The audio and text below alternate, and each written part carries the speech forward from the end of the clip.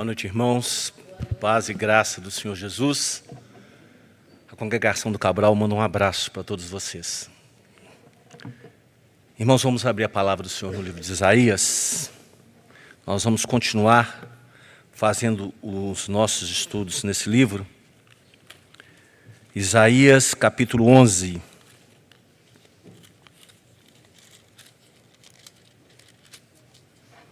Isaías, capítulo 11. Eu vou ler do versículo 1 ao versículo 10. E a igreja, sentada como está, vai acompanhar e meditar na palavra que vai estar sendo lida. Assim diz a inerrante palavra de Deus. Do tronco de Jessé sairá um rebento, e das suas raízes um renovo. Repousará sobre ele o Espírito do Senhor, o Espírito de sabedoria e de entendimento, o Espírito de conselho e de fortaleza, o Espírito de conhecimento e de temor do Senhor. Deleitar-se-á no temor do Senhor, não julgará segundo a vista dos seus olhos, nem repreenderá segundo o ouvir dos seus ouvidos, mas julgará com justiça os pobres e decidirá com equidade a favor dos mansos da terra. Ferirá a terra com a vara de sua boca e com o sopro dos seus lábios matará o perverso. A justiça será o cinto dos seus lombos e a fidelidade o cinto dos seus rins. O lobo habitará com o cordeiro e o leopardo se deitará junto ao cabrito. O bezerro, o leão novo e o animal cevado andarão juntos, e um pequenino os guiará. A vaca e a ursa pastarão juntas, e as suas crias juntas se deitarão. O leão comerá palha como o boi. A criança de peito brincará sobre a toca da áspide, e o já desmamado meterá a mão na cova do basilisco. Não se fará mal nem dano algum em todo o meu santo monte, porque a terra se encherá do conhecimento do Senhor, como as águas cobrem o mar. Naquele dia recorrerão as nações à raiz de Jessé, que está posta por estandarte dos povos, a glória lhe será a morada. Amém. Pai amado, a tua palavra foi lida, a tua igreja está aqui, diante do Senhor, estamos aqui, este pregador, pecador, Senhor, mas temos a convicção, Deus, tremendo, cheios de temor, queremos lhe prestar culto e receber do Senhor o alimento necessário para que possamos ser fortalecidos e para que possamos caminhar firmes no nossa peregrinação pela terra, Deus. Tenha misericórdia de nós, nos ajude, porque temos que andar como corpo, porque desgarrados somos presa fácil desse mundo. E sendo assim, Senhor, sê nossa cabeça, reine sobre nós, e nos ensine e nos ajude a ser teu. É o que te pedimos em nome de Jesus. Amém.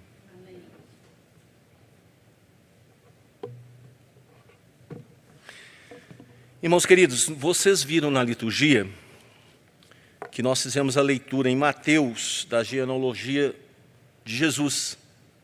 Lá em Lucas também tem. E se você for ler Mateus e se você for ler Lucas, você vai ver que existe diferença. Qual a diferença? Esse descendente de Mateus é descendente de Salomão. E o descendente de Lucas é descendente de Natã. Todos dois filhos de Davi. Nós vamos ver que Natã era filho de Davi lá em 2 Samuel 5. Lá fala dos filhos de Davi que nasceram em Jerusalém. Natã e Salomão nasceram em Jerusalém.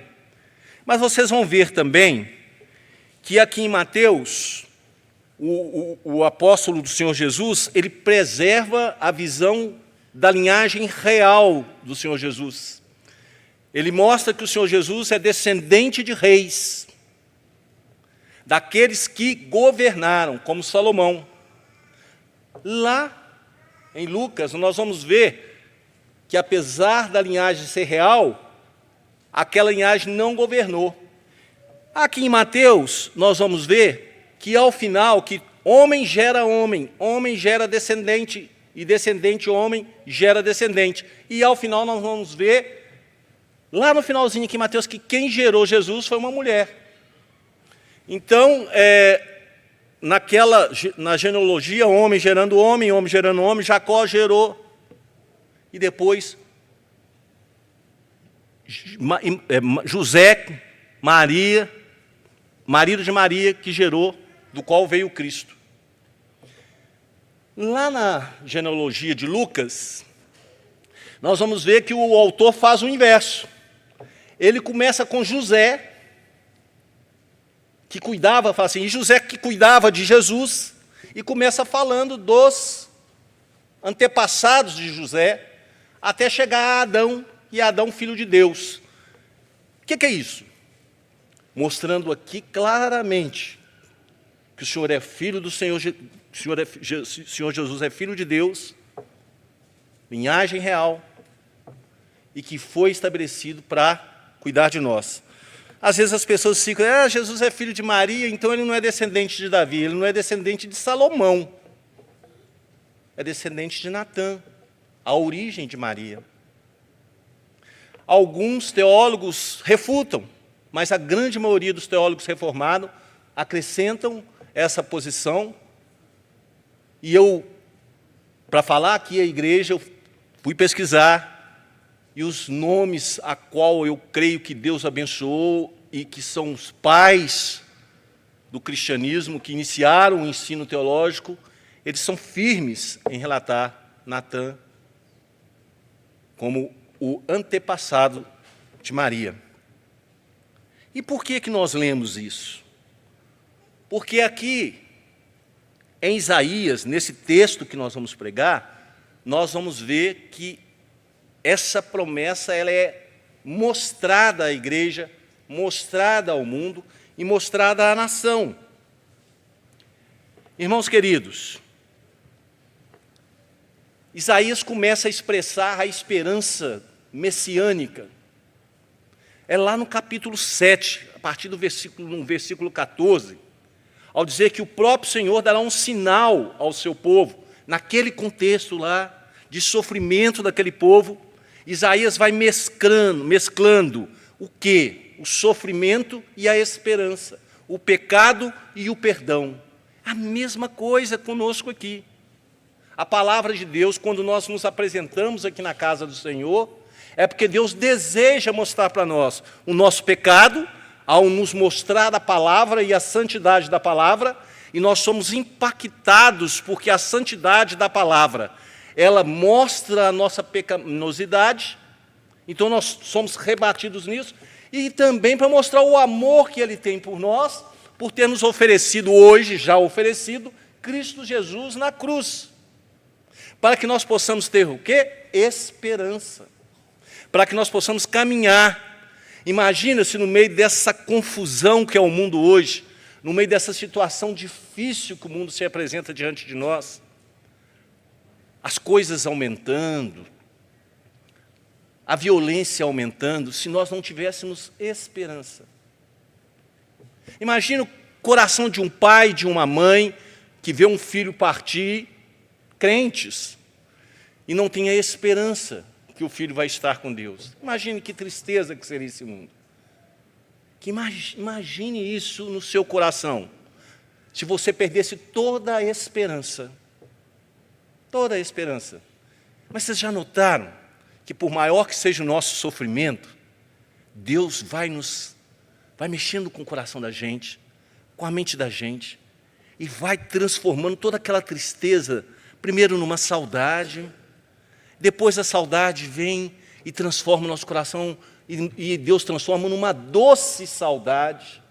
Depois de uma doce saudade, Deus vai mexendo conosco, vai trabalhando conosco, e a gratidão por aquelas pessoas que foram, pelo prazer de ter tido a oportunidade de conviver com ela, Deus vai trazendo aquela sensação de agradecimento. E nós paramos de sofrer, e passamos a lembrar com carinho, com amor e alegria de termos convivido juntos com alguém que nos amou tanto ou com alguém que nós amamos tanto. Então, o que Deus passa a fazer? Essa mesma coisa que Deus faz comigo, faz com você hoje, Ele começou a fazer com esse povo. Ele mesclava, Ele chamava o povo, lá no capítulo 1, Ele chama o povo de nação corrupta, o povo dele. Mas aqui Ele vem e Ele começa a trazer uma esperança, e Ele começa isso, Isaías começa isso aqui no capítulo 7, versículo 14, ao dizer que uma virgem vai conceber um filho, o qual se chamará Emanuel. E amplia, logo à frente, no capítulo 9, essa esperança, no versículo 1 a 6, ao dizer que as terras de Zebulon, as terras de Naftali, as terras que foram invadidas pelo inimigo, pela Assíria, de forma pesada, de forma sofrida, nessas terras que estavam aflitas, né, na obscuridade, virá a luz. E Isaías declara que nos últimos tempos, nessa terra, o Senhor tornará glorioso o caminho do mar, além do Jordão, Galiléia dos gentios. E que aquele povo que andava em trevas, morto em seus pecados, viria a grande luz e seriam restabelecidos por Deus. Irmãos, terra não fica aflita. Terra não fica aflita, isso é uma metáfora. Nós somos essa terra. Os remanescentes do Senhor Jesus são essa terra. Nós vivíamos na obscuridade. Nós vivíamos na escuridão. E naqueles últimos tempos, e quais são os últimos tempos, meus irmãos? A partir da vinda de Jesus, morte de Jesus, ressurreição de Jesus, se inicia os últimos tempos. E ao se iniciar os últimos tempos, o Senhor iria resplandecer em luz para aquela terra que andava aflita. E quem é a terra que andava aflita? Você, eu, nós. Naquele contexto histórico, ali era uma nação que estava sendo vilipendiada, uma nação que estava sendo atacada por inimigos. Uma nação que tinha um remanescente que estava aflito, um remanescente que era do povo de Deus, um remanescente que seria a raiz de Davi, a raiz de Jessé, o toco que ia florescer. Por que o toco que ia florescer? Porque os ataques eram tão grandes, tão perversos, tão difíceis, que exterminaria a todos, e só não exterminaram porque Deus prometeu ajudar, que seria até o pescoço. Deus promete ajudar, olha, porque vocês não quiseram a tranquilidade da água de Siloé, eu vos mandarei o Eufrates, e ele virá de forma impetuosa sobre vocês. Ele vai transbordar nas suas margens. Mas para você ajudar, para você, servo querido e serva querida de Deus, vai ser só até o pescoço. Se você acha que você está sofrendo demais, preste atenção, você é minha, você é meu, é só até o pescoço. Isso é para te ajudar, isso é para te fortalecer, isso é para te treinar, isso é para te fazer reconhecer que quem eu sou, que sou eu que cuido da sua vida, sou eu que te protejo, sou eu que te dou vida. E Deus vai falando isso para o seu povo, no decorrer dos tempos. No passar dos anos, Deus vai fazendo isso com o seu povo. E o povo de Deus vai indo embora, vai morrendo, e se apresenta a Cristo, e acredito eu que, ao chegar lá, lembra-se como o Senhor foi bom para comigo, como o Senhor me guardou, como o Senhor me transformou, como o Senhor me preparou para chegar até aqui. E passa a fazer o quê debaixo do trono? A dar glórias ao Deus Altíssimo. A dar glórias ao Deus Altíssimo. Algumas mães, alguns pais, algumas pessoas ficam preocupadas, como vou chegar no céu, meu filho, vou chegar lá se eu não encontrar meu filho, minha filha, na hora que você chegar no céu e estiver sob o trono do Senhor, você vai falar, até quando o Senhor não vingará os nossos inimigos? Nós não veremos os pecadores, aqueles que não adoraram a Deus, aqueles que não buscaram o Senhor Jesus, nós não os veremos como filhos, maridos, mas nós os veremos como inimigos de Deus. E ao vê-los como inimigos de Deus, nós vamos clamar ao Senhor que nos vingue nele.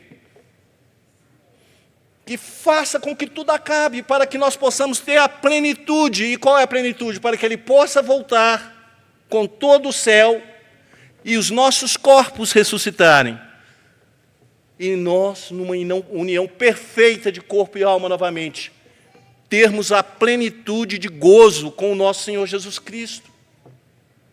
Então fiquem tranquilos, nós vamos lembrar de coisas, vamos, mas fiquem tranquilos, vocês não vão mais sofrer, nós não mais sofreremos, nós não mais verteremos lágrimas. Essa é a promessa de Deus. Deus fala que esse povo que não mais vai sofrer, que não mais vai verter lágrimas, é aquele povo que ele preservou, é aquele povo que ele preservou no passado, é aquele povo que ele vem preservando no presente, e é aquele povo que ele vai preservar no futuro. Esses é o povo de Deus, é o remanescente de Deus. Esse é sobre quem o jugo do pecado vai ser quebrado, como nós estudamos na última pregação. O jugo vai ser retirado de quem? Desse povo. Vai ser quebrado por um menino. E nós vamos falar hoje de um menino. E vai ser quebrado pelo nascimento de um menino. Mas esse menino que nasceu, ele não era um menino na sua integridade, na sua deidade. Ele era o Altíssimo, ele era o que reina, o que reinava antes mesmo de nascer, antes mesmo de se encarnar. Então não se preocupe, porque é um menininho, ele tinha que aprender da mamãe, ele tinha que ser ensinado, ele tinha que aprender a andar como homem. Mas como Deus, ele sempre foi eterno, mas uma natureza jamais interferiu na outra. Por quê? Porque a natureza de Deus não pode ser interferida por natureza de ninguém, principalmente uma natureza humana. E esse menino foi nascendo em poder, ele foi nascendo em graça, ele foi recebendo tudo aquilo que Deus lhe dava, e ele foi caminhando, o Altíssimo, o governador de nossas almas. E a palavra de Deus, aqui mesmo em Isaías, fala que o nome dele era maravilhoso, é maravilhoso conselheiro, é Deus forte, Pai da eternidade, Príncipe da paz. Então, essa narrativa que eu trouxe aqui para vocês, é a narrativa de que nós já estudamos na Isaías, que veio do capítulo 7, caminhando no capítulo 8, caminhando no capítulo 9, caminhando no capítulo 10, que nós pregamos quando Deus fala de destruição, e chega aqui no capítulo 11, do versículo 1 a 16, apesar que nós vamos pregar hoje apenas do versículo 1 ao 9, que traz à luz a plena promessa de Deus, de que o Messias não é meramente um prometido anunciado, não é um salvador da pátria, alguém que vai vir e vai governar, como os povos hoje esperam. Alguém que vai guerrear, alguém que vai pegar uma espada, alguém que vai dominar, que vai subjugar alguém. Ele vai subjugar o pecado e a morte. E quem estiver no reino do pecado e no reino da morte, será subjugado também. Então, o capítulo 11 vai nos mostrar a plena luz, vai colocar a plena luz a promessa de Deus de que o Messias não é meramente um prometido anunciado, mas o poderoso, o verdadeiro governante da terra. Irmãos, sabe por que você está aqui? Porque você crê nisso. Porque a maioria das pessoas do mundo acha que isso é um conto da carochinha. Acha que isso é uma invencionice. Irmãos, tem teólogos nossos que acham que isso são contos, que isso é apenas representação. Tudo bem, que continue crendo assim. Vamos ver lá o dia que o Senhor Jesus resplandecer. Vamos ver lá. Na hora que a nós que formos os santos, estivermos junto com Cristo, e eles olhando para nós e clamando por socorro e perdão, e o Senhor fala: afaste-se de mim, raça de víboras, não vos conheço. Isso é vingança? Não é vingança, isso é prometido. O livro de Isaías, Deus avisa antes. Eu nunca vi um livro onde que Deus sempre avisa ao povo: olha, para com isso, olha, deixa de fazer isso, olha, muda a sua vida, olha, para de pecar, para de maltratar as pessoas. E o homem não para. E o homem não para, e depois o homem, no final das contas, fala assim: Senhor, seja injusto, não seja justo. E aí nós vamos ver que é impossível a Deus ser injusto. Ele estaria negando a Ele mesmo se ele fosse injusto. Então ele vai e vai destruir. Irmãos queridos, embora Israel, embora Judá, embora você e eu, preste atenção nisso, embora Israel, embora Judá, embora você e eu não confiamos como deveríamos confiar no Senhor, embora sobre nós fique ensejada toda a destruição por todas as vezes que nós desobedecemos a Deus, embora naquele contexto daquele povo, a Assíria está caminhando, engolindo aquele povo, embora toda a terra está sendo subvertida, Deus falou que Ele ia preservar o seu remanescente, que Ele ia preservar os seus interesses aqui na terra, que Ele ia preservar aqueles que eram seu aqui na terra. Deus falou que esses que eram seus eram os fracos, os loucos, aqueles que ninguém dá nada por eles, aqueles que reconhecem que, se não for por Deus, não tem condições de caminhar 1 milímetro sequer. Aqueles que sofrem na mão dos obstinados, que sofrem na mão dos perseguidores, esses são remanescentes do Senhor.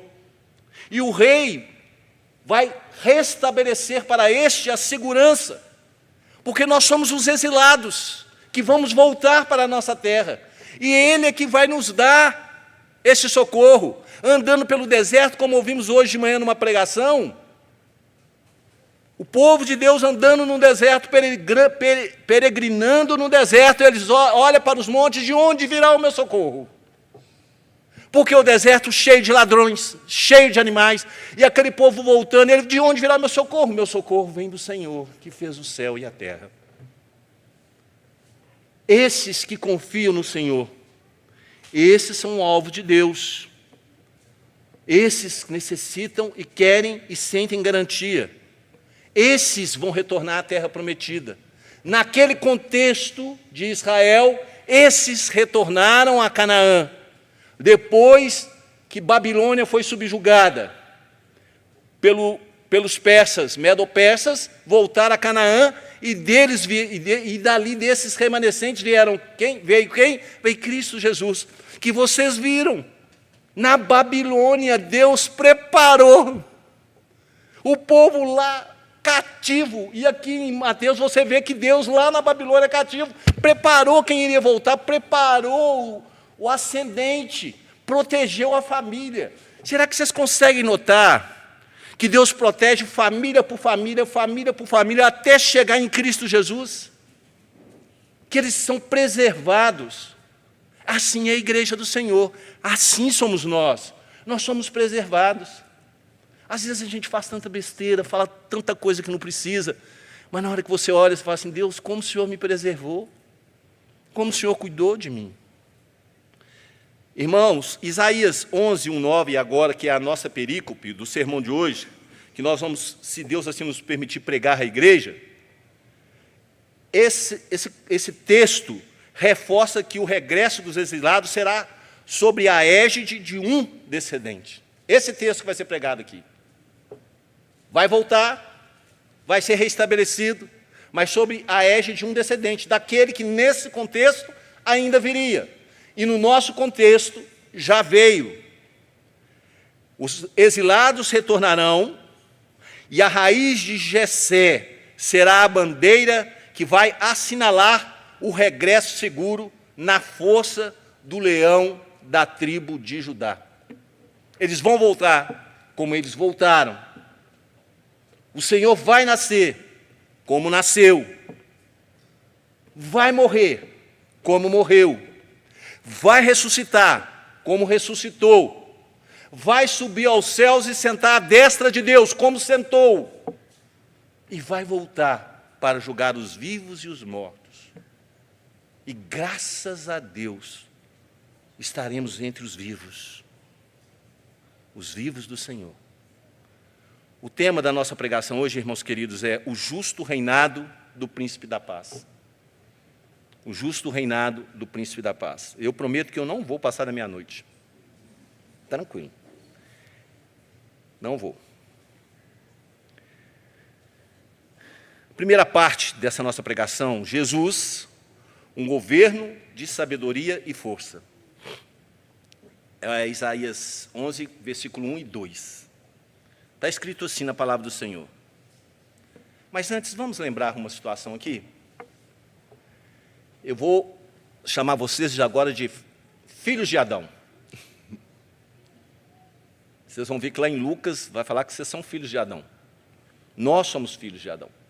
Então, filhos de Adão, não temeis ao mundo, não temeis ao mundo, não temeis. Temeis a Cristo, que pode condenar a alma e o corpo ao inferno. Teme o mundo, não. O máximo que um homem pode fazer com você é tirar sua vida física. O máximo. Ele pode torturar, pode fazer o que for, mas o máximo que ele pode chegar é tirar sua vida física. Agora, Cristo não. Cristo pode tirar sua vida espiritual. Se você não for servo de Cristo, tanto o teu espírito como a tua carne, apesar de viva, vai estar morta. E vai padecer, viu? E vai padecer. Versículo 1 e 2. Do tronco de Jessé sairá um rebento, e das suas raízes um renovo. Repousará sobre ele o Espírito do Senhor, o Espírito de sabedoria e de entendimento, o Espírito de conselho e de fortaleza, o Espírito de conhecimento e de temor do Senhor. No final do capítulo 10, nós pudemos ver que estava descrita a velocidade como o inimigo avançou sobre Jerusalém. Lembra? O inimigo passa a Aiate, a cidade de Saul grita por socorro. Isso somos nós também, irmãos. Não é alegoria, não, viu, irmão? Nós não estamos falando de alegoria. Nós estamos falando de tipo. O que está acontecendo? Aquela guerra local, verdadeira, com armas, que estremecia aquelas nações, acontece conosco hoje. Os problemas nos estremecem. Eles avançam sobre nós de maneira que a gente assusta, de maneira que a gente fica temeroso, né? Então, essa veloz subida do inimigo, aqui nessa representatividade, dessa situação literal que aconteceu no passado, nós vamos ver que essa veloz subida foi parada por alguém. Esse veloz ataque foi refreado, foi freado por alguém, o Senhor Jesus. Porque vocês vão lembrar que nós falamos que as densas florestas do orgulho, e floresta e árvores naquele contexto, representam homens, vida, que foram derrubados, quantidade de pessoas, eles foram derrubados. Não restou nada. Apenas tocos, pobres e sem vida. Tudo. Para Jacó e para a Síria. Porque veio sobre eles.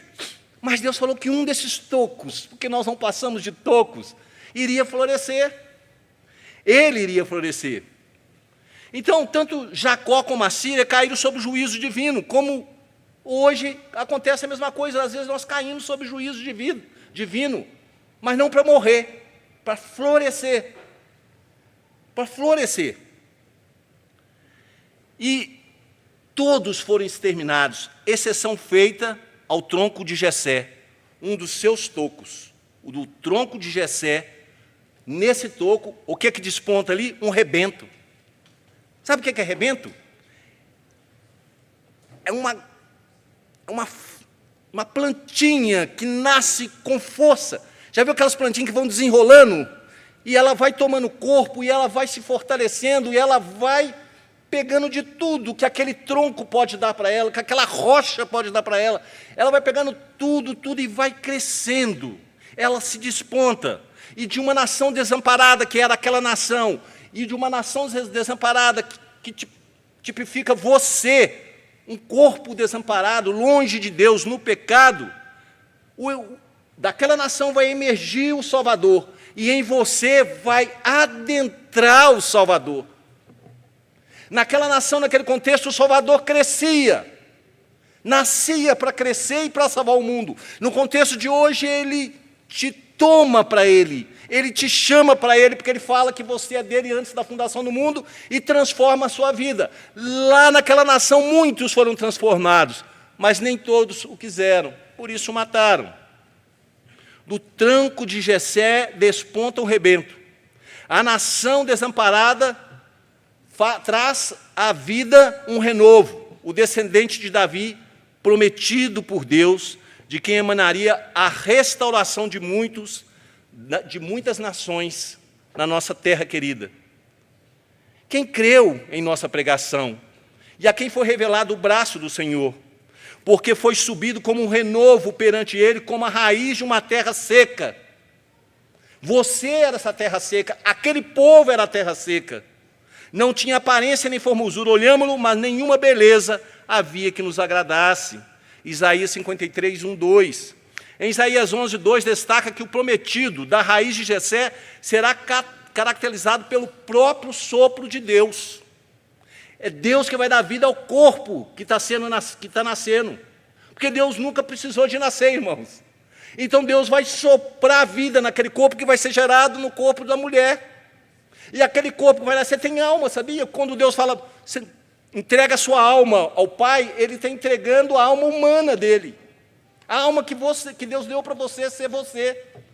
Então, todas as coisas foram executadas e serão executadas pelo sopro de Deus, pelo próprio sopro de Deus. E quem é o sopro de Deus? O Espírito Santo de Deus. É Ele que nos faz lembrar, é Ele que nos dá vida, é Ele que testifica que o Messias é Deus para nós mesmos. E a palavra de Deus nos diz que de sabedoria, de entendimento, do espírito de conselho, de fortaleza e do espírito de conhecimento e de temor do Senhor, esse que viria teria. E quando você, irmão querido, recebe o Espírito Santo, você já notou que o fruto do Espírito Santo é isso na sua vida? Já notou quando você, às vezes desaforado com alguém, maltrata alguém? Não é só a cabecinha, não. Tem alguma coisa em você que começa a assim, puxa vida, olha, olha, vai lá, vai lá. Aí você se humilha, você vai. Você acha que você faz isso com o espírito humano? Você faz isso só porque o Espírito de Deus habita em você. O testemunho de Lucas 4, 14 e 19, nos garante que o renovo de Jessé, esse que nós estamos pregando, é um Messias prometido por Deus. Escutem só. Então Jesus, no poder do Espírito, regressou para a Galileia, indo para Nazaré, onde fora criado. Entrou num sábado na sinagoga. Pulando agora uma parte, então lhe deram o livro do profeta Isaías e abrindo leu, o Espírito do Senhor está sobre mim, pelo que me ungiu para evangelizar os pobres, enviou-me para proclamar a libertação aos cativos e restauração das vistas aos cegos, para pôr em liberdade os oprimidos e apregoar o ano aceitável do Senhor. Lá em Isaías, o próprio Isaías. Irmão, segunda parte da nossa pregação, o renovo de Jessé, justiça, retidão e fidelidade. 11, versículos 3 a 5. Mas vamos lembrar de novo? É bom para vocês saírem daqui com essa frasinha, com isso na cabeça. Filhos de Adão. Sabe quem são os filhos de Adão? É o pó. Filho de Adão é o pó. É o barro. Filhos de Adão, barro, não temeis ao mundo, temeis a Cristo, que pode condenar a alma e o corpo ao inferno. Porque o barro é santificado pelo Espírito, é transformado pelo Espírito. Vai retornar ao pó? Vai, mas depois vai ser glorificado. E a palavra nos diz, deleitar-se-á no temor do Senhor, não julgará. Quem é esse? Esse é o rebento de Jessé. Ele vai deleitar-se no temor do Senhor, então ele vai se submeter a Deus, ele vai temer a Deus, não julgará segundo as vistas dos seus olhos, porque ele veio para fazer apenas o que o Pai mandou ele fazer, nem repreenderá segundo o ouvido dos seus ouvidos, ele terá misericórdia das pessoas. Ele vai ouvir coisas horrorosas, coisas que às vezes a gente ouve e a gente não tem misericórdia do nosso irmão, e ele vai ter misericórdia das pessoas. Mas julgará com justiça, então ele não pode ser injusto. Ele não tem como ser injusto. Julgará com justiça quem? Os pobres, e decidirá com equidade. Ele não é como homem, ele não vai decidir do jeito, porque ele gosta mais do Beltrano, gosta mais do fulano, porque o outro é mais bonzinho, o outro é mais queridinho. Ele vai decidir com equidade a favor dos mansos da terra. Então existe um alvo para ele, sobre quem ele vai decidir com equidade. Não é sobre os violentos, não é sobre os soberbos, é sobre os mansos da terra. E ele vai ferir a terra com a vara de sua boca, com a palavra dele, ele vai ferir a terra, ele vai ferir você. Essa é a vara que vai te ferir. A palavra da boca dele, é essa aqui, ó. Ela vai te ferir. Mas ela também pode te salvar. Mas ela pode te matar. Ele vai ferir a terra com a vara da sua boca, e com o sopro dos seus lábios matará o perverso. Quem é o perverso? Quem ele vai matar com o sopro? Satanás, o inimigo, aquele que convence o perverso a ser perverso. A justiça será o cinto dos seus lombos e a fidelidade o cinto dos seus rins. O versículo 3 e 5, irmãos, faz uma perfeita descrição da maneira que o Messias conduzirá o seu governo sobre a terra, como ele já está conduzindo. Às vezes nós achamos que Deus não está ouvindo, nós achamos que Deus não está fazendo nada, ele está conduzindo o seu governo. Ele não vai governar com base nas aparências das pessoas, no dinheiro que a pessoa tem, pelo contrário, ele vai operar a partir da justiça dele, da justiça do Pai, da fidelidade ao Altíssimo, tanto como homem como Deus. Tanto ele, Cristo homem, como Cristo Deus, vai agir em perfeita justiça. Ele vai sentir prazer em cumprir a vontade de quem? Do Pai. Lembre que quando Jesus andou pela terra, ele fala, a minha vontade é a vontade do Pai. Ele vai deleitar-se no temor do Senhor, como diz aqui. Ele vai sentir prazer nisso. A igreja tinha que sentir prazer em deleitar-se no temor do Senhor. Ele vai fazer e ele fez isso. Ele vai se submeter a toda a vontade do Senhor. A igreja tinha que fazer isso, como Cristo fez, porque nós temos que ser semelhante a Ele, mas nós às vezes não fazemos isso. Ele não vai julgar segundo as vistas dos seus olhos, então nós também não devemos julgar segundo as vistas dos nossos olhos. Nós não podemos olhar uma coisa e já julgar, nós temos que ver o que é aquilo, por que aquilo que está acontecendo, como as coisas se sucederam. Nós temos que aprender a ser sábios, ponderados, moderados. É isso que o Senhor Jesus é. Ele não vai julgar segundo a vista dos seus olhos e nem repreender segundo o ouvir dos seus ouvidos. Irmãos amados, irmãs queridas, nós temos que aprender a ser como Cristo. Esse rebento que viria, esse rebento que sairia dessa raiz de Jessé, de uma raiz humana, é o próprio Deus que encarnou. Ele é cheio de sabedoria, ele tem toda a sabedoria, e contra ele nada pode se levantar, nada. Arrogância nenhuma pode se levantar contra ele. O Messias, nascido de mulher, ele não vai agir como juízes humanos, como nós vemos agir por aí. O seu julgamento será muito além do que o olho humano pode ver. Por que você pode ter garantia? Por que você pode ter segurança em Cristo Jesus? Porque o olhar dele vai além do olhar humano. Ele vê além do que as vistas do homem pode ver. Ele vê o seu coração. Hoje nós estávamos ensinando lá sobre o dia do Senhor. Alguém perguntou o que poderia fazer no dia do Senhor, a gente está aprendendo. Eu falei, olha, tem 3 coisas que você pode fazer no dia do Senhor. Serviço de necessidade, serviço de misericórdia e ofício. Cumprimento de ofício. Eu estou cumprindo um ofício. Estou trabalhando, irmãos, no dia do Senhor. Serviço de necessidade. Seu espírito com o Espírito de Deus vai te definir. Se você fizer qualquer coisa fora disso, você não vai perder a sua salvação, não, mas você vai sofrer o que você não precisava sofrer. Vai sofrer o que não precisava sofrer. Ele é nascido de mulher, mas ele não vai agir como ser humano. O seu julgamento vai ser perfeito, seus ouvidos ouvirão o que Deus solicitar que seja ouvido. Ele, o Messias, ele vai deter a justiça, irmãos, o conhecimento. E a sua dupla natureza, homem e Deus, conhece o sofrimento dos necessitados. Você fala assim, por que Deus encarnou? Deus encarnou porque Ele queria saber o quanto você sofre. Ele já sabia, mas Ele quer te mostrar que Ele sofreu e não pecou. Que Ele andou no meio do lixo e não se sujou. Como um homem, irmãos. Como um homem. A narrativa aqui estabelecida nos versículos 4b e 5 expressa o comprometimento de Cristo em governar pela palavra de Deus. Olha o que está escrito aqui em Hebreus 4:1.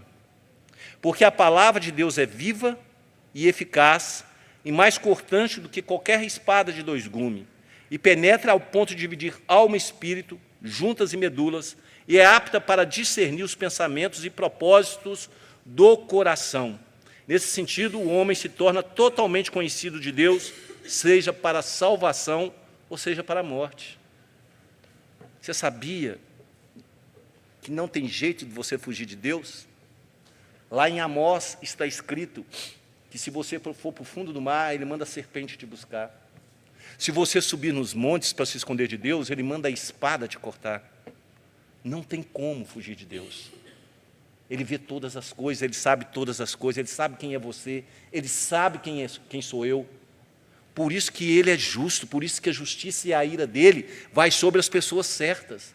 Ele jamais vai destruir um salvo, um eleito. Por quê?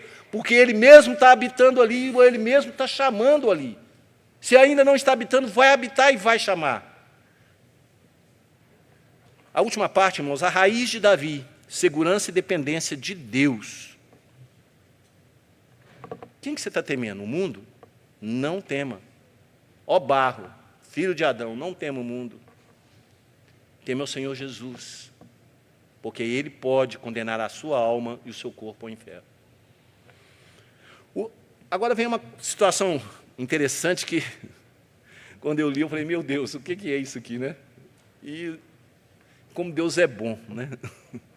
Deus é bom, Ele vai te trazendo à luz a palavra dEle, e você vai lendo, você tem primeiro a sua percepção, você vê outras traduções, você olha o que está escrito em inglês, você olha o que está a palavra grega, no caso aqui é o hebraico, a palavra hebraica, e você vai trabalhando, e Deus vai trabalhando você, porque por mim, eu não conseguiria chegar a um denominador. Aí você chega a um denominador, aí você vai buscar o Ricardo, o pastor, vai buscar outras pessoas, aí você fala, puxa vida, Deus falou para ele a mesma coisa que falou para mim. Então não é uma coisa separada, não tem jeito de ser diferente. Porque se fosse diferente, tem alguma coisa errada. Tem alguma coisa errada. E aí vai. O lobo habitará com o cordeiro, e o leopardo se deitará junto ao cabrito, o bezerro. O leão novo e o animal cevado andarão juntos, e um pequenino os guiará. A vaca e a ursa pastarão juntas, e as suas crias juntas se deitarão. O leão comerá palha com boi, a criança de peito brincará sobre a toca da serpente, áspide, serpente venenosa, muito venenosa. E o já desmamado meterá a mão na cova do basilisco. Não se fará mal nem dano algum em todo o meu santo monte, porque a terra se encherá do conhecimento do Senhor, como as águas cobrem o mar. Aqui nesses versículos 6 e 9, o profeta retrata a estabilidade e a segurança no governo do Messias. Ele está retratando que o reinado do Messias vai ser estável, não vai ter turbulência e vai ser seguro. Os mais desamparados, os inocentes, estarão em paz e seguro. Aqueles que aparentemente eram fracos vão estar em paz e seguros. O profeta se apropria aqui agora de figuras de linguagem, irmãos. O profeta vai agora se apropriar de uma série de figuras de linguagem. O livro de Isaías é uma poesia. E ele vai usar dessas figuras de linguagem para demonstrar essa estabilidade e essa segurança no reino de Deus. Então, ele aproveita essas figuras de linguagem para fazer entender que no reinado do Messias, a insegurança, perigos e males do mundo serão retirados. No reinado de Cristo, todos os males, toda a insegurança será retirado. John Oswald, que é um teólogo de primeira linha, ao dizer que o lobo habitará com o cordeiro, ele diz que o profeta revela que em Cristo todos viverão em harmonia em uma mesma terra. Então, todos os que Cristo escolheu sendo ele lobo, outrora lobo, sendo ele matador, depredador, mas salvos por Cristo, vão viver em segurança numa mesma terra, porque no reinado de Deus, mesmo que você seja muito diferente de uma outra pessoa, não vai haver guerra entre vocês. Não vai haver guerra entre nós. Lembra, lá em Isaías, que ele fala que as nações conquistadas por Deus, elas vão jogar fora as suas lanças, as suas armas, e vão transformá-las em arados, em ferramentas de um agricultor, porque não haverá mais guerra, nenhum mais que vai querer guerrear, independente de qual nação você pertencia, de qual era a sua força, de tão poderoso que a sua nação era ou não era. Então, Oswald, e eu concordo com Oswald nesse ponto, nós temos mesma visão, o mesmo prisma, vai haver uma harmonia, e nós vamos viver em paz na mesma terra. Da mesma forma, ao descrever animais selvagens, obedientes à linhagem humana, mesmo que seja obediente a uma criança, mostra a restauração do domínio do homem sobre a natureza, que no reino de Deus o homem vai voltar e vai restaurar esse domínio sobre toda a natureza terrena. Não vai mais existir, o homem vai dominar como Deus mandou ele dominar, sobre todos os animais e sobre toda a natureza. Está escrito isso lá em Gênesis 1, 28, né? Contudo, no contexto deste texto, irmãos, no contexto deste texto, ao se referir a um pequenino guiando animais tão grotescos e tão selvagens, o profeta deseja destacar a criança descrita no capítulo 7 a 12. No contexto deste texto, o autor quer destacar a criança descrita no capítulo 7 a 12 de Isaías. Uma criança, não um monarca com seus exércitos, não o rei da Síria, não o rei medo-persa, uma criança que vai nascer, e ao nascer ela já passa a governar e a estar na gerência de todas as coisas da terra. Cristo Jesus, a raiz, o rebento de Jessé, a raiz de Judá. Então ele coloca que uma criança, não um monarca com seus exércitos, vai guiar a terra. Uma criança nascida de mulher, para governar e dominar sobre os homens e sobre toda a terra. Então aqui ele está colocando essa visão, a visão de uma criança de peito brincando na toca de serpentes peçonhentas, foi a forma eficaz que Isaías encontrou para comunicar aos seus leitores, ao povo de Israel, sua convicção de que nos dias do Messias, a própria morte seria vencida. A própria morte foi vencida. Não há mais risco de morrer, porque a morte foi retirada. Cumprindo assim o que se diz em Oséias 13:14. Eu os remirei do poder do inferno e os resgatarei da morte. Onde está, ó morte, as tuas pragas? Onde está, ó inferno, a tua destruição? Porque no reino de Cristo não mais haverá. Então o profeta aproveita essas figuras de linguagem e traz para nós e nos mostra, não tem nada de excepcional ali. Não tem nada de extraordinário ali. É apenas uma forma poética do profeta explanar como vai ser o reinado de Cristo, quão poderoso vai ser o reinado de Cristo, o quão pacífico vai ser o reinado de Cristo, o quão amoroso vai ser o reinado de Cristo. O aparentemente fraco vai ajudar o aparentemente que era forte. Não vai haver diferenças, porque ali é a justiça de Cristo que vai estar imperando. Vamos aplicar, irmão? O título, o tempo que nós colocamos na aplicação é o seguinte: Senhor, venha e reine sobre nós. Você não quer isso aqui, não?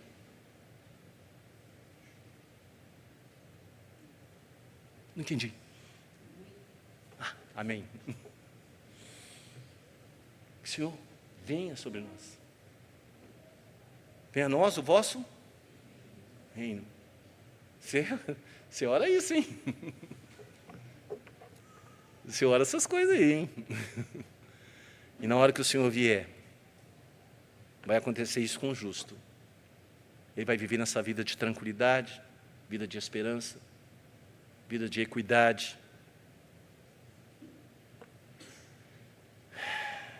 Irmãos, a primeira coisa que nós queremos trazer para a igreja: buscar o Senhor com um espírito sábio, de pleno entendimento, para que você possa ser fortalecido nele. E como você vai buscar o Senhor? Com espírito sábio e espírito de entendimento. Se você ler a palavra dele, se você meditar na palavra de Deus, se você amá-lo acima de todas as suas forças, e se você amar o seu próximo, principalmente amar mais ainda o seu inimigo. Amar o inimigo não é você ficar pertinho dele, coladinho dele, não, viu, irmãozinho? Viu, minha irmã querida? Há tempo para tudo debaixo do sol, há tempo para você afastar de pessoas que te magoam. Mas oração, não. Você vai orar, você vai pedir, você vai clamar. Você vai falar ao Senhor, Senhor, toma conta dele para mim. Fica nas suas mãos. Para de querer fazer oração imprecatória para os outros. Faça oração que abençoe as pessoas. Faça oração que peça vida para as pessoas. Transformação da vida das pessoas. Transformação das pessoas que não gostam de você. Irmão querido, se uma pessoa não gosta de você, é ele que é problemático, não é você não. Se uma pessoa fala para você, eu não gosto de você, já viu aquelas pessoas que chegam e não ficam com a sua cara? Tem gente assim. Eu não fui com a sua cara. Ué, ele que é problemático, você tem que olhar para ele e fazer, pôr a mãozinha assim, fazer o quê? Não estou entendendo, você deve ser louco. Então, é a pessoa que é problemática. Você não, você é servo do Senhor, servo do Senhor. Você vai amar independente de qualquer coisa. Às vezes você vai precisar afastar. Às vezes você vai precisar fazer algumas outras coisas. Às vezes você vai precisar até ir na justiça contra alguém. Mas você vai amar. Você vai orar. Amar e orar. Outra coisa, irmãos, aproveite que você é servo de Deus, que você é filho de Deus, e se deleite em temor no Senhor, como Cristo fez.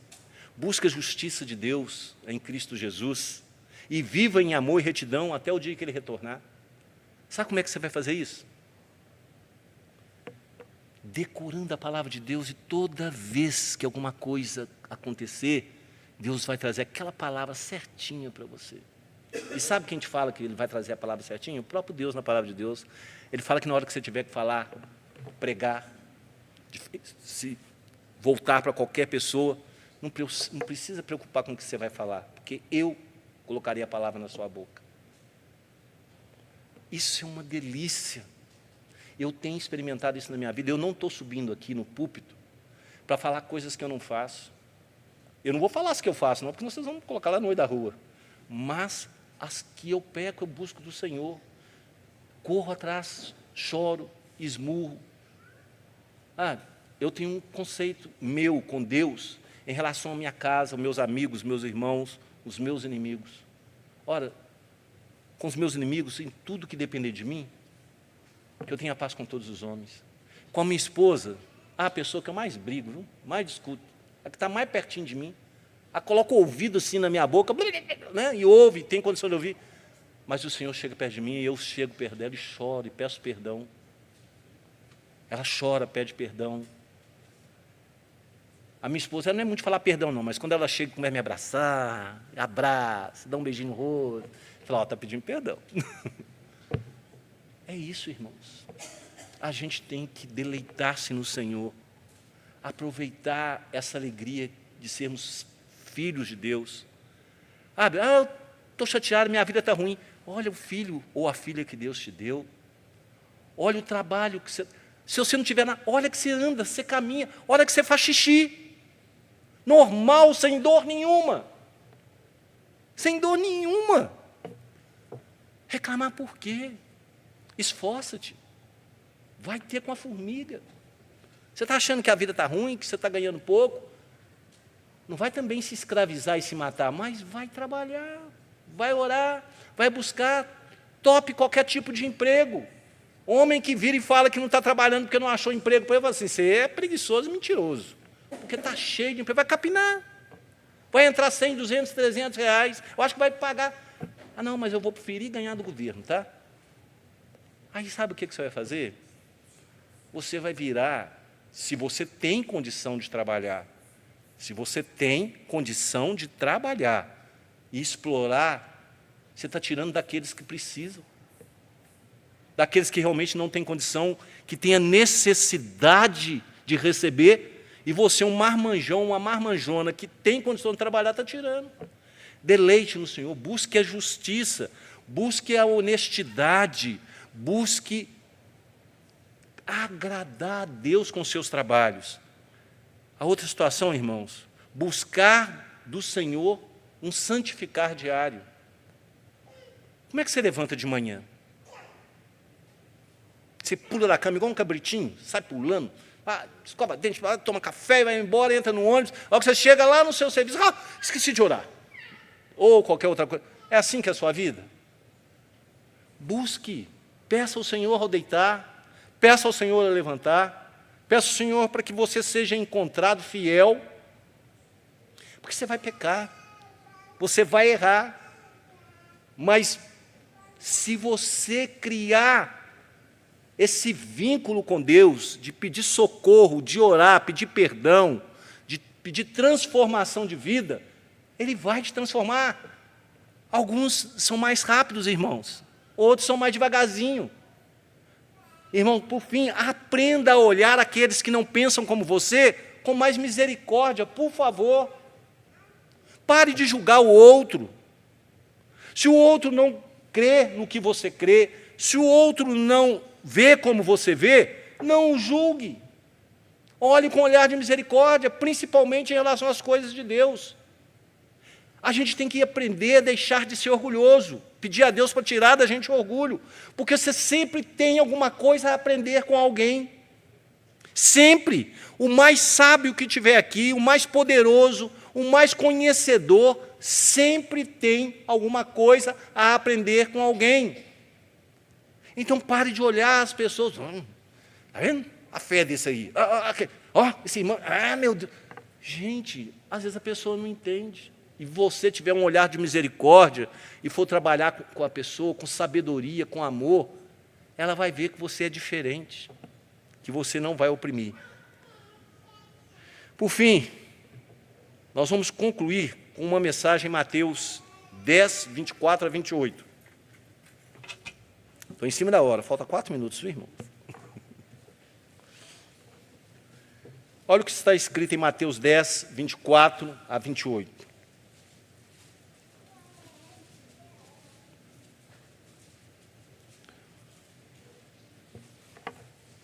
O discípulo não está acima do seu mestre, nem o servo acima do seu senhor. Basta ao discípulo ser como seu mestre e ao servo como seu senhor.